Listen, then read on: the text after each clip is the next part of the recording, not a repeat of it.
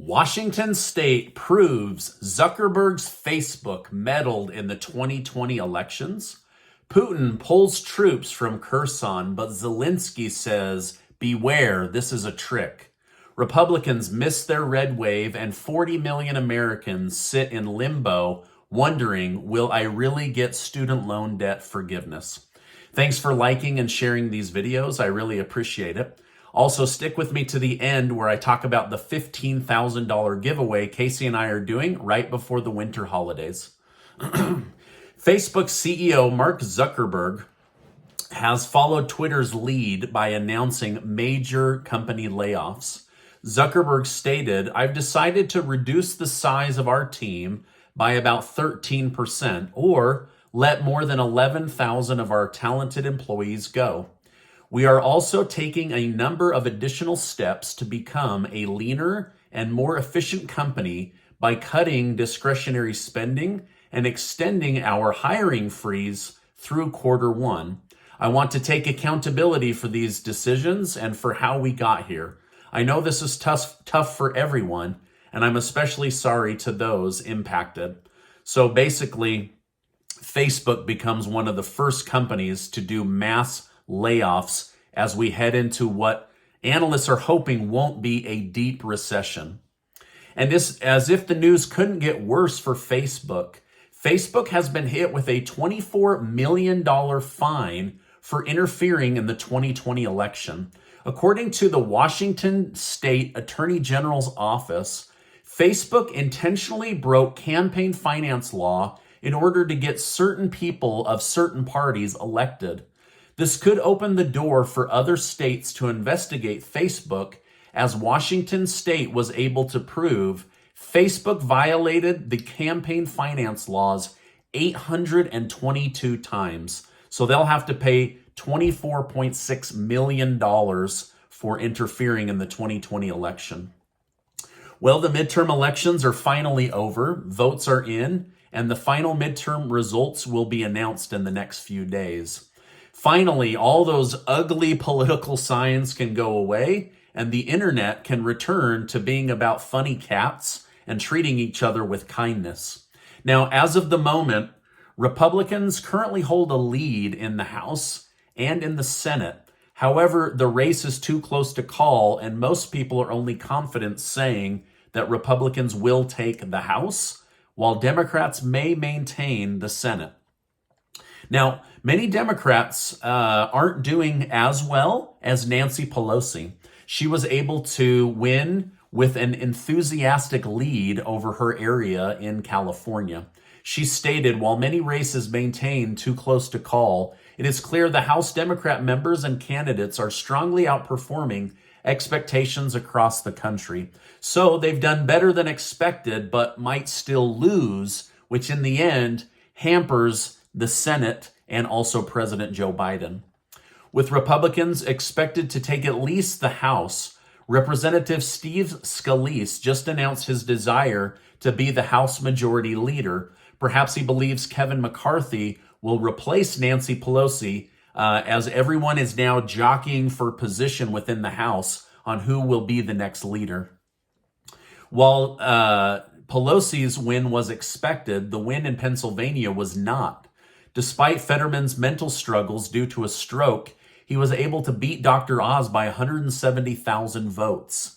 They still need to count some, but as of right now, Dr. Oz has conceded to John Fetterman. This was a big shock, as Dr. Oz was projected in the polls to defeat John Fetterman. But some Republicans argue this might not be a bad thing to not be in the majority. Popular New Republican commentator Megyn Kelly stated, the more the Republicans, control, the more they're going to be blamed. In simple terms, if 2024 rolls around and the country is still in a bad spot, then Republicans could get blamed if they hold a majority. While this argument is somewhat valid, I think most Republicans would rather take the risk of being in control than allowing Democrats to control the president, the Senate, and the House. They're looking for at least some way to balance out congressional power versus presidential power. Now, one of the biggest wins of the night was for Republicans with Florida Governor Ron DeSantis. He won by 19 points. The Republican leader proved his value to the Republican Party by winning by 1.5 million votes. Supporters cheered 2 more years, 2 more years. DeSantis smiled and nodded. The 2 more years is a nod for him to run for president in 2024. Now, DeSantis didn't say he's going to run, but he also didn't push back. But former President Donald Trump did by warning DeSantis, I would tell you things about him that won't be very flattering. I know more about him than anybody other than perhaps his wife. So I don't know whether DeSantis or Trump will run, but this could be the big matchup going into 2024. Now, some believe that Trump will either announce that he is running or not running in the coming week. The race for the Georgia Senate seat did not surpass 50% for any one candidate, so it will be heading into a runoff for the Georgia Senate seat. That election will take place on December 6th. Georgia Governor Brian Kemp beat Stacey Abrams badly, and now Democrats are mad at her for spending $105 million to get elected and losing. It was one of the most expensive races in the entire country. 40 million Americans are sitting in limbo on whether they will actually get student loan debt relief. The White House continues to tell people to register for the forgiveness, but courts are leaving people on the edge on whether it will actually happen or not. Stock indexes have dipped today. It seems gold, silver, and stock were gearing up for a red wave, but now the tide is rolling back, and so are the gains. So there's some losses in the stock market today. Bitcoin has hit a 2-year low today after a deal between 2 of the biggest crypto exchanges stalled. Binance was set to purchase FTX, but the deal is currently sitting in limbo, which has brought fear to the market. In fact, the CEO of FTX may be going to jail for withholding information and not reporting things properly. Bitcoin dropped to $17,000 in just 2 days and broke through the $20,000 support it had been holding for months. Russia has announced that they will withdraw troops from Kherson, Ukraine. Russia's defense minister stated the withdrawal was to preserve the life of troops due to the lack of ability to get supplies to the men and women in the area. Ukraine, on the other hand, has stated that they believe this is a lie, as troops have not left the area. Zelensky warned, beware, this is a Putin deception tactic. So basically, he's warning people, don't believe Vladimir Putin. This could be basically a trap.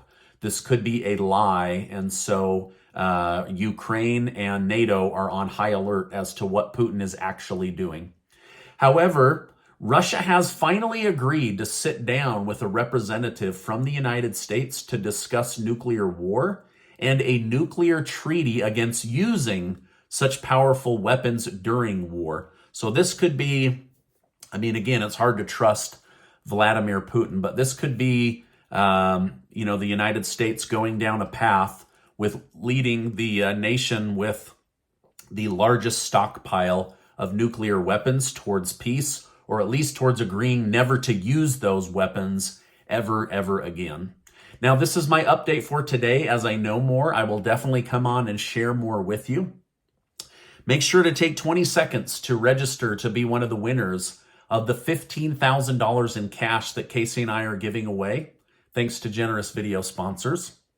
That will go between now and December 18th, when the winners will be chosen via the email that is used to register for the giveaway. We're excited to give away that money, and thank you so much to all the video sponsors. Now, before you go, I want to remind you that you are amazing. I really believe that. I know a lot's been going on. Politics can be ugly, but you're amazing. Hey, thank you so much for stopping by. Make sure to check out this video. Super important. Also, get subscribed to the channel. Hey, thanks for stopping by today, and I will see you on the next video.